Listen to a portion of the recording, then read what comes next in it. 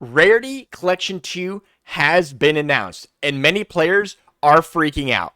Now, this is a TCG exclusive set, so for the players out there kind of looking for the official Konami link, you're not going to get one. This source for these videos were actually YouTube official unboxings, so anything in TCG exclusive world will have to be revealed through unboxings, and that is exactly what happened. So we're going to get into that list right now, as well as how this is going to affect the current metagame as well as market prices. So we're going to be going over the list, kind of skipping some of the ones you could skip, like the Blue Eye support. Very sorry about that, but we're trying to get on topic with the cards that a lot of players are real interested in. So let's get right into that. And now, it is a big list. It is about 83 cards. It's a little less if you exclude the duplicates of the alternate arts, but quite the set here. And the first thing I want to point out that a lot of players are noticing is, number one, this is not a crossover kind of ported set from Pride and Soul that a lot of players were expecting to see, because they just gave Pride and Soul over to the OCG, and we kind of thought they were going to slip a few of those over the TCG, kind of make the set a little bit easier. As well as the second thing that players are noticing is there's no real money chase cards. There's no Trident Dragion. There's no Triple Tactics Thrust. A lot of these cards are just really prime choices for either Edison format or even sometimes in the new current meta game. But again, as we're seeing, none of these cards were exceedingly pricey. Maybe Access Code, maybe the Underworld Goddess. But again, none of these were like $100 cards that they just put in a nice fresh reprint to sell the set. No, these are cards that you already have versions of. But what they're really trying to do is push out the nice collector rare versions, ultimates, as well as those quarter century secrets to the public in mass, and maybe drop down the price of the really sought after collector versions of these cards. You could debate that's good or that's bad, but what we're seeing is kind of a reflection of that in this set. So let's get right into it.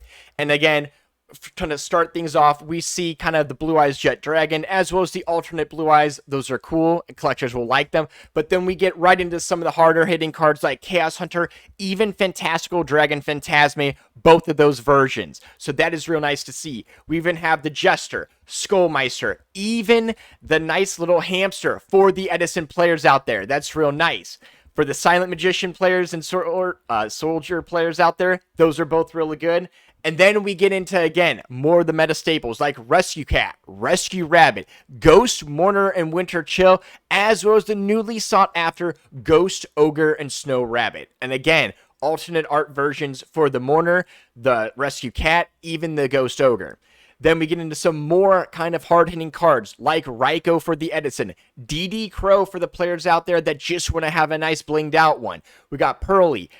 We got the Drone Lock Bird, both versions. We even have Magician Souls, as well as the Illusion Spellcaster that searches the Magician Souls. For the voiceless voice out there, we even have Saravius of the Ancient and Ascended. We have nice powerhouse cards that kind of missed their time to shine, like the Ultimate Slayer, Fusion Deployment, the oldie and goodie polymerization, all real nice. We even have things like Mind Control, Gold Sark, and Foolish Burial. And again, Foolish Burial, that's a nice one for the players out there, really just kind of looking out to bling it up. Real nice. Charge of the Light Brigade is huge. That is a big one. Pot of Duality, again, for the players out there wanting to have a nice blinged out duality, you don't need the Astral Pack version, which is nice. That's very good. Sad for the collectors out there. Same to be said for the Mystical Space Typhoon, the Cosmic Cyclone, the Book of Moon. Again, all hard-hitting old cards that needed more collection bumping kind of in the future as we're seeing. We're more Pearly support. Forbidden Lance. I think that one was a little weird. I think players were kind of expecting it to be Forbidden Chalice, honestly. We have, again, more Pearly support. Book of Eclipse. Twin Twister, which is huge, and then Cross Out Designator. Cross Out Designator is a huge one, and one of the main cards, if I have to say, in this set that we're going to be seeing blinged out. We got Emergency Teleport, Exceed Encore.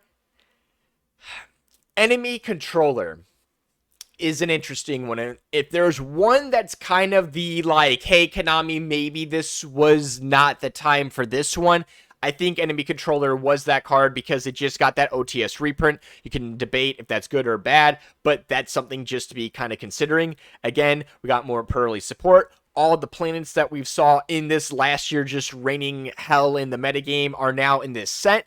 And then these traps are a real nice kind of finish to the main deck sets, and that's Anti-Spell Fragrance, Skill Drain, Solemn Judgment, Solemn Strike, Solemn Warning. And again, all those traps have really blinged out versions, some of them multiple blinged out versions. So to see them throw things like the Solemn Strike in this set, it's going to be interesting to see how that affects the price. And again, you can debate whether that's a good or bad decision from Konami.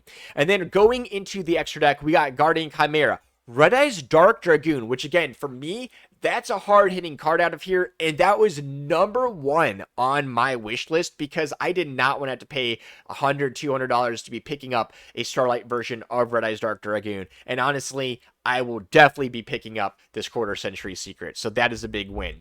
Then we got, again, more Despia / Dogmatica fusions. We have the Garura, which that is a huge one. That's a big one. That was a big W for Konami. We got Psychic and Punisher. Again, I think that was good. Trishula, that's weird. We got the Spirit of the Blue Eyes, the Crystal Wing Synchro Dragon, which is great. We have the Cyframe Omega, Coral Dragon, TCG Hyper Librarian, the Harbinger, the Rafflesia, and even some other goodies right there. So that is kind of what we're seeing. And then to wrap up the extra deck, we have some powerhouse ones like the Abyss Dweller, like the Borderland Dragon.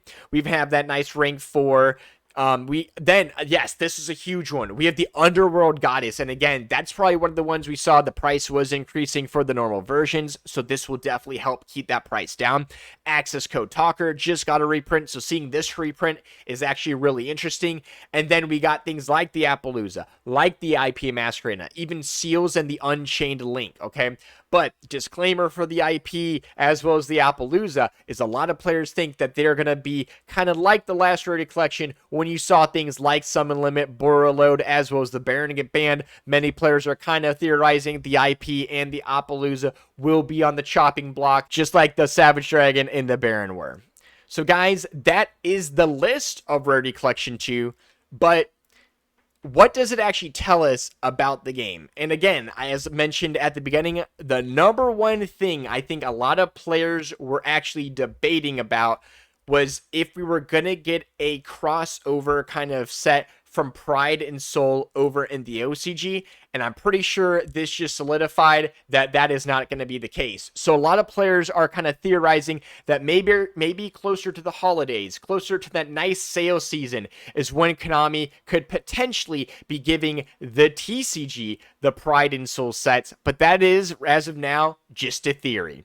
And then the other thing I do want to mention about Rarity Collection 2 being kind of a TCG exclusive, so OCG, so the EU might not have to worry about this, is again, some of the videos we've had on the channel and the pinned one on my X account, so go do check that out, is that a lot of these kind of prime rarities in Rarity Collection, and honestly in just any of the sets as of recently, even OTS, as well as some of the side sets like Tama, have actually had really bad texture layer machinery. Like, we've been getting all sorts of mixed up texture layers on our ultimate rares as well as our collector rares. So actually, it is really disheartening to see a lot of the nice collector ultimate rares, things like droplets or even older ones like Pot of Duality, will be tanking in price because a lot of players are kind of looking to replace it with the collector rare or the ultimate rare out of this set. And again, you can debate because the Quarter Century Secret definitely has a lot to do with these price drops, and that is definitely understandable.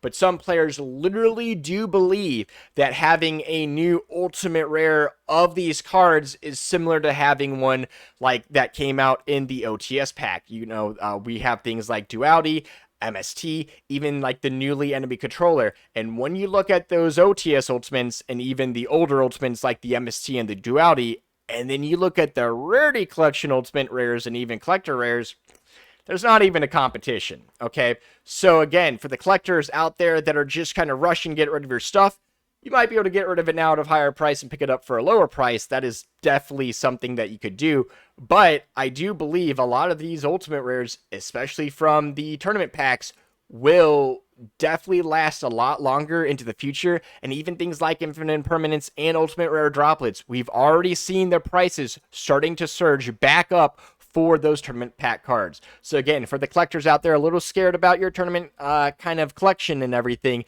do have a little bit of faith, because going into the future, those nicer looking cards will definitely hold a little bit more of value.